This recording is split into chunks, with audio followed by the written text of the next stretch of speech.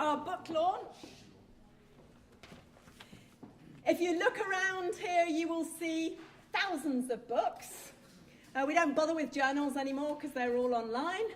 But if you look through all these shelves, you will find that of the thousands of books here, probably more than 90% of them are about the life cycle of a bug, different bugs, which is what, for the 120 years of the London School, has probably been our major focus.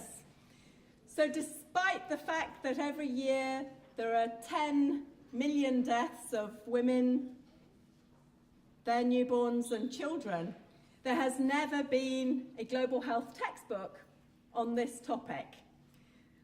And this topic takes the life cycle not of a bug, but of a human. So all of this in this room once were a baby, naked, vulnerable, and the beginning of a life course. And this book tracks, actually not starting from that point, but from the adolescent, through to the woman, through to the baby, and then to the child, and then round again. So we are here tonight to show you why this book was necessary to fill a gap, to give you the story of the life course of the book, and to hear from some key leaders.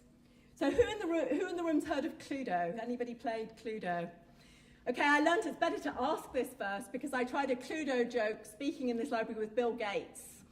So first of all, Bill Gates doesn't play Cluedo. And then secondly, should he, it's called something different in the States. So, to open our proceedings tonight in the library with the Baron, no candlestick and I hope no murders, we're going to ask Peter Piot, hero of the HIV struggle, author of many books, including his own autobiography, No Time to Lose, director of the London School, to come and open the proceedings for us. Thank you, Peter.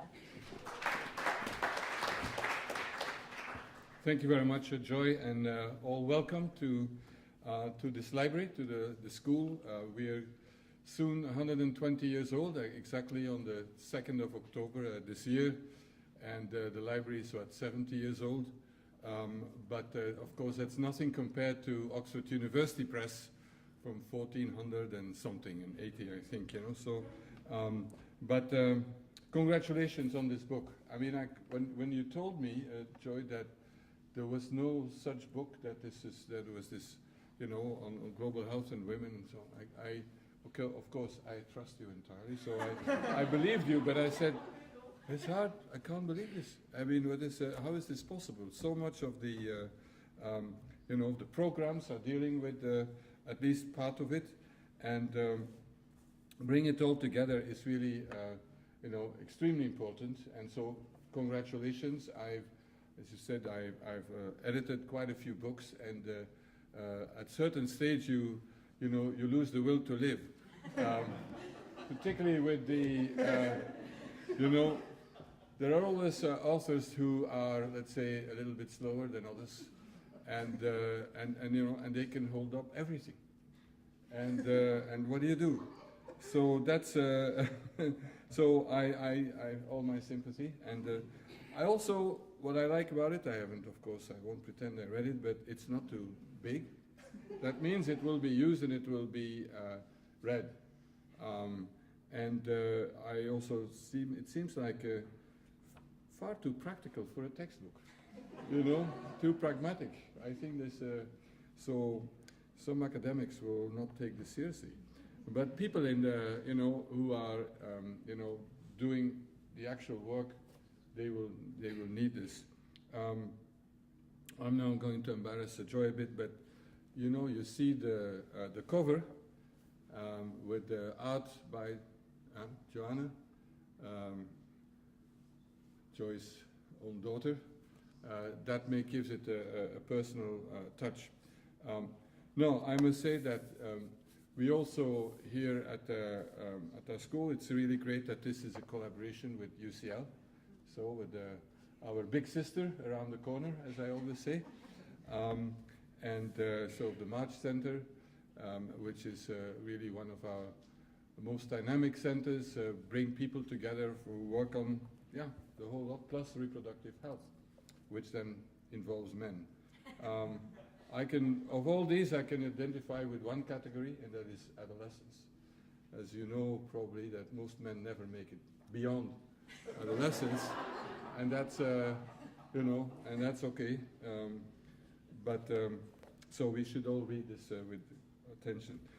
Great to have the 4 lead editors, and Tony Costello here, to launch this. So I think I won't, I leave the floor to those who have done the work. But again, we are very proud that we are associated with it. Thank you very much, Joy, to to bring us all together here, and all the editors and authors. How many? 70 years? 86. 86. Yeah. And what I also like, I know a little bit of the field, but I didn't recognize most of the names, and that's a good sign. Because there are events where I go and where I know nearly everybody. I'm 70, and if I know everybody, there's a problem.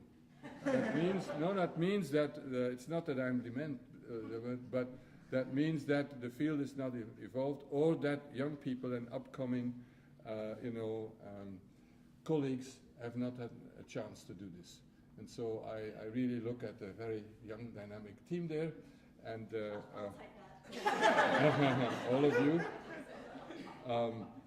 So again, congratulations, and we should make sure it's being used, and that I encourage everybody, those of you, unlike me, tweet. You should tweet about it, and we should also make sure that there are good reviews of the book, that's in the various relevant journals, and online, of course. So read this book. Thank you, Peter. And we'd just like to ask how many of the 86 authors are in the room. We have some people who are key players, including some without whom the book would never have happened, especially Sam. So maybe we can ask the 4 editors and Anthony, who did the foreword, to come up. And if any of the authors would like to come and stand, and then we're going to hear a number of short talks and then stop. Everybody in? Come on, Anthony. I was just, yeah, right. Good job. I put a tie on. It's really a good deal for me. I didn't do a thing. I'm in the picture. Evidence of Anthony with a tie on. Okay. So thank you so much, Peter. And if you look at this book, you will see there were 4 lead editors, and it's not just alphabetical order. Delan really was the person who's the first editor. So Delan is going to be the first one to tell us a little bit about the life course of the book itself. Delan, over to you. Thank you, Joy. As a group of editors, we think about everything in terms of the life course. So I thought I'll tell you a little bit about how we came up with the idea. So first, the conception. I was lying in bed late one night when I thought, what does the world really need? A textbook on the global health of women, children, adolescents. But seriously, I was running a module with Dr. Jenny Hall here, and we thought there isn't a textbook for this topic. There's nothing out there. As Joy says, there are hundreds of books on almost every topic in medicine and health, but not on this one. So I went to Jenny and I kind of pitched the idea. We're doing this module. We know all the topics. It's going to be really easy. It's just a book. She looked back at me somewhat disdainfully, and I can safely say that at the end of this process, it was not easy at all. It was very difficult. But Jenny and I kind of cover maternal, reproductive health, child, adolescent health, and we thought that what we need is newborn health. So who would be the best person in the world to get for newborn health? And thankfully, Professor Joy Lawn joined our book and led on that section. And then finally, we thought that we need someone who knows about books, who knows how to write books, who knows about the whole publishing industry. So of course we wanted J.K. Rowling, but she was doing something with child wizards. But instead we got Dr. Zishan Qureshi, who is a clinical pediatrician, he's a TV celebrity, and has his own book empire, as you'll see behind you there. So then, from the conception of the book, we went to the very long gestation. From start to finish, this took about 5 years to do in total. We had many breaks along the way. My wife and I had a child who's now 2 years old. Jenny, remarkably, has had 3 children in this process. It's a commitment to the life goals. But very sadly, we also lost family members. Professor Steve Lawn, who I'm sure many of you knew and loved within this room and within this institution. So we faced some difficult times along the way, as well as kind of joyful ones. So then the first stage of our gestation was finding the authors. We came up with our list of top people, and amazingly, almost everyone agreed straight away. And we have a wonderful group of authors that really make this book. People from all over the world, every continent apart from Antarctica, we have in this book. We have young health professionals, older academics, NGO workers, people from the WHO, clinicians, researchers. And on the back of the publication of Lancet Women last week, I looked through our author list, and of our 86 authors, just over 70. And so we then entered into the writing process and editing, which was, I guess, relatively straightforward, as Peter alluded to. There were some that took a bit longer. No one who's here, of course. And then we got to the final stage, which we thought would be easy, but seemed to go on forever. The proofs and rewriting and miscommunications and emails and back covers and front covers and copyright issues and marketing forms and final proofs, and then finally the book was born. So we finally have our book, and we're very proud to stand here to talk about it today.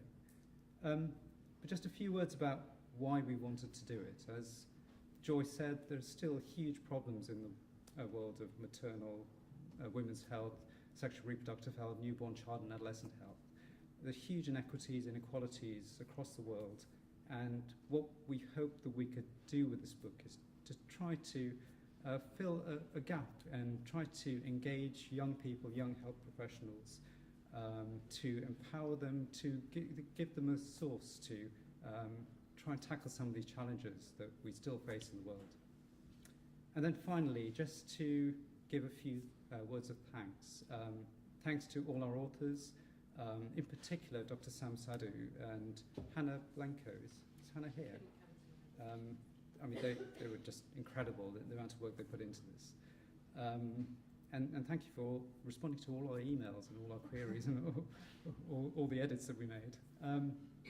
Thank you to the LSHTM team, Sarah and Nisso and Monica, who's doing the filming here. Thank you to our families. It's nice to see many family members here. Unfortunately, my family couldn't come. My son it's his international night. He's 5 years old, and this couldn't compete with international night, so he's not here. And finally, to my co-editors, it's been a long process, but I think an enjoyable one. Thank you very much.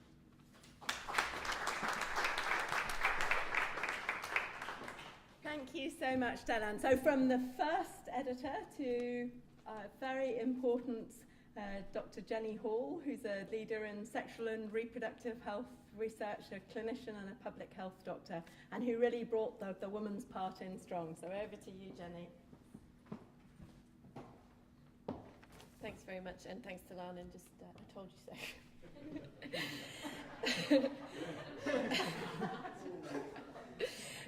So I'm just going to talk a little bit about the life course of a researcher in parallel to this book. As Delan mentioned, the idea for the book kind of came from the module, the Global Maternal and Child Health module, and the Institute for Global Health at UCL.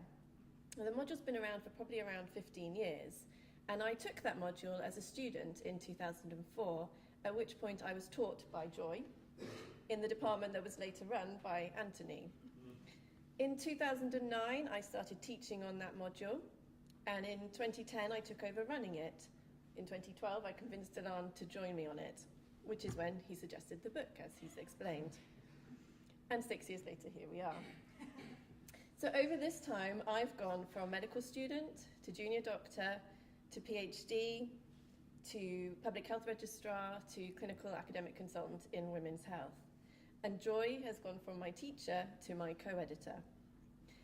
In my research on women's health, the biggest shift in my thinking has been into taking a life course approach to women and children's health, as this book does. And that, starting with adolescents, encourages us to think about their health before they become parents, not only for their own health, but for the health of their future children. Just this week, a paper was published that was showing that women's weight before pregnancy is more important in determining their child's weight than their weight gain during pregnancy. So I think taking this life course approach has been a really big shift for me, and I hope that others reading this book will have similar shifts in their thinking, trying to recognise the interconnectedness of the health of women and children and how important their context is in terms of the social and cultural and economic factors.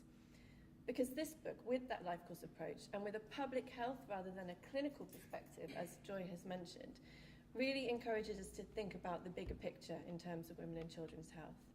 And I hope it will stimulate today's students, as I was in 2004, to be tomorrow's researchers and academics and clinicians, and take the learning and knowledge and skills and enthusiasm from this book and make change to improve the lives of women and children around the world. Thanks.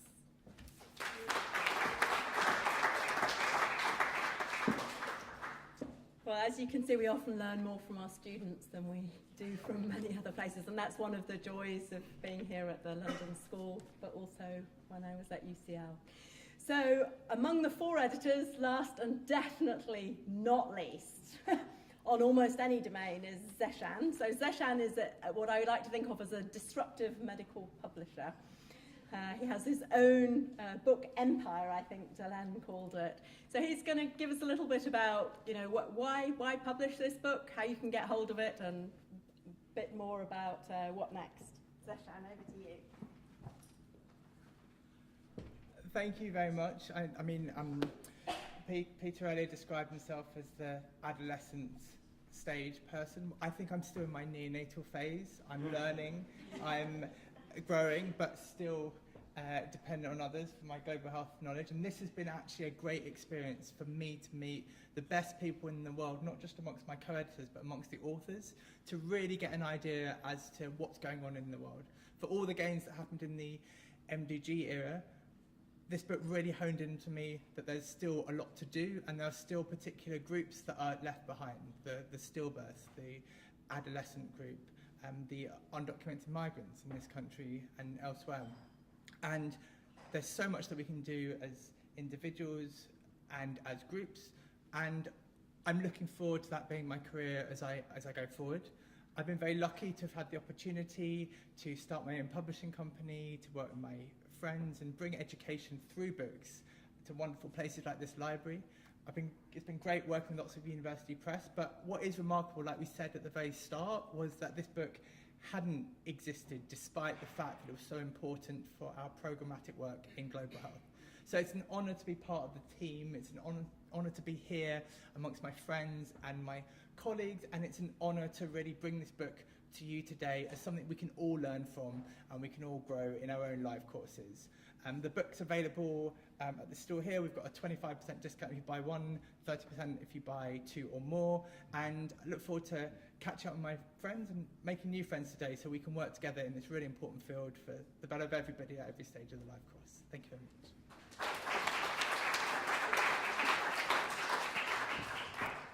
So, when I was at UCL in 2004, my boss and guru was Professor Anthony Costello, who has recently been in Geneva as the head of the department that is in fact in charge of this very topic, maternal, adolescent, reproductive, child health. It has so many letters now, one can't even keep up.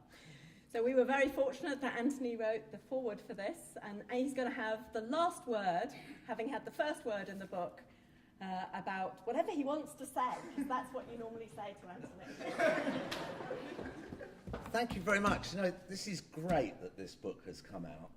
And I remember it was in early 2015, actually, and we were in the coffee area, as we tend to be at UCL. It's not like the London School, and I remember meeting Dylan, I think Zeshan was there, maybe even Jenny. They kept muttering about this book. And I thought, exuberance of youth, it will wear off. Because they're lunatics to do this, grants in, papers out. That's your job. Not waste your time on textbooks and stuff, you know. But anyway, I thought they're not going to do this because it's a nightmare running this kind of thing. And I went off to WHO, and in fact, the first day I arrived in WHO at the cafe, I ran into Andrew Cassels. You know Andrew Cassels, who Liverpool, he'd been there for 30 years, and he was retired. He just retired the week before. And he came up to me and he said, Tony, he said, glad you're here. Do you know how many people work at WHO? And I said, no. And he said, about half. Which I thought was quite a good gag, actually. And that's what a lot of people think. And then I went up and, you know, took over my department and realised that actually they were working their butts off all the time. And the resources were less than my department in UCL for the entire world. And it suddenly brought home to me that you have to keep arguing for women, mothers, children, who are 70% of the world's population. Because what happens is that all the money gets creamed off by the Peter Piot's and the David Mabies of this world for HIV, TB, malaria, the global fund with $7 billion. Sorry, but there he is. The guilty men. And women and children are always left behind. And I was just thinking about, because we've been doing some commissions on how to realign child health to the SDGs, about how important actually children are to everything. So if you look, NCDs, it starts with preconceptual care, pregnancy, breastfeeding, child obesity and prevention, and behaviour change in adolescence. And that's all to do with kids. Commercial exploitation, which is becoming a big issue and hasn't been adequately dealt with, and I think that's going to be a big thing for the future. So when I started out 30 years ago, it was much more about diarrhea, pneumonia, all the lack of primary care and the like. Now it's shifted, and in fact it's much broader, and the whole issues around health systems and public health are absolutely vital. So issues around commercial exploitation, issues around, well, and for exploitation, you know, tobacco, alcohol, obviously, but lots of other things as well. Formula milk we know about, but gambling, sexual exploitation, and of course the whole social media issues which are coming up. So I think that's something. But redesigning all of our materials for a different epidemiology now is very, very important. That's touched on in this book. Quality of care is absolutely vital, again addressed in this book. And environmental health, which of course leads to emerging infections. So I remember in 1982 doing a locum at the Royal Free and being taken to the intensive care unit, and there was a guy on the ward who had pneumocystis pneumonia. And the registrar said he's got some kind of immune deficiency, we don't know what it is. And they wrote it up, and it was the first case of HIV that was reported in a journal before it was ever identified. And if somebody had said to me, well, that case is an early case of what would be a 50 million people have died now from HIV? 35, but it's huge. And you know, at WHO, 2 weeks after I started, an emerging infection came, Zika virus, which I hadn't heard of, you know. And a week later, I was the world expert on World Service telly, you know. But then UCL trains you for that, you know, to be able to speak knowledgeably about stuff you don't know anything about. Finally, the big issue, of course, is our house is on fire. Did you see that speech by the 16-year-old from Sweden, Greta Thunberg? And it is on fire, and that's going to be a massive issue for all of us in the future, and again touched on. So this book is really important because it does pull together. There isn't another book like this. And it's commendably short and flexible, and I thought it's fantastic because it will be cheap. You'll have to negotiate with the publishers. But anyway, it's going to be a very useful tool. I think you must send it to WHO. We'll make sure that they get copies. I hope you'll read it. But don't get bored with women, children, adolescent health. I'm as excited and interested in it as when I started 30 years ago. And I think there are huge challenges ahead for all of us. But a huge thanks to these three, and then of course Joy, who's done such an amazing job at setting up March and transforming actually in London, the whole combination. And the other thing I would say is it's fantastic to have a collaboration between UCL and the London School of Hygiene and Tropical Medicine, because we have different strengths, and I think it's revealed in this book, and long may that collaboration last. Thank you very much.